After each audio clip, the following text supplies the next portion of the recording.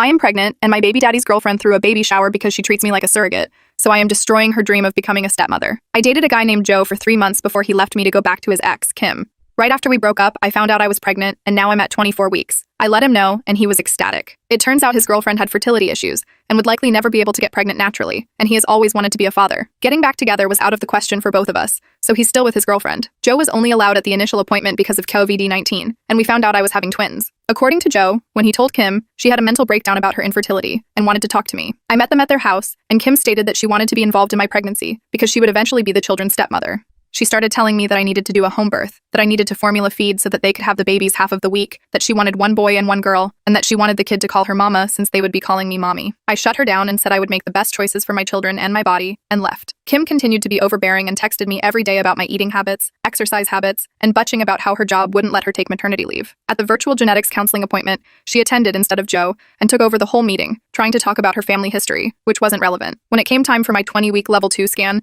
they allowed me to have one guest, and Joe suggested I take Kim instead of him, which I refused to do. Joe did end up coming, and he found out the gender because I wanted to keep it a surprise for me so we could throw a gender reveal party.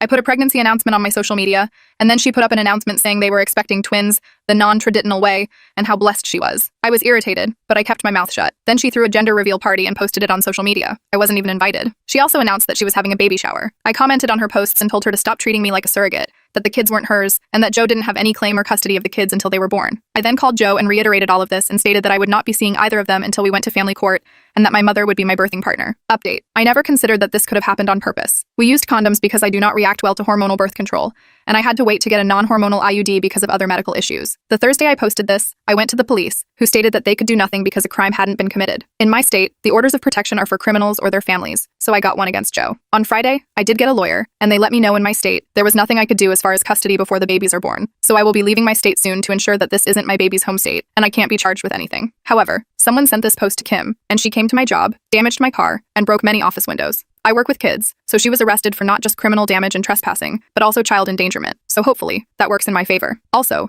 if Joe did it on purpose, I don't think Kim knew because she was screaming at me about how I stole her life and everything I had was supposed to be hers. Update 2. I have orders of protection against both Kim and Joe. I left the state anyway, and Joe and Kim started harassing me again because there's no legal jurisdiction when you leave the state. However, I have enough evidence that I was able to press charges in my current state as well, and will be pursuing a restraining order here.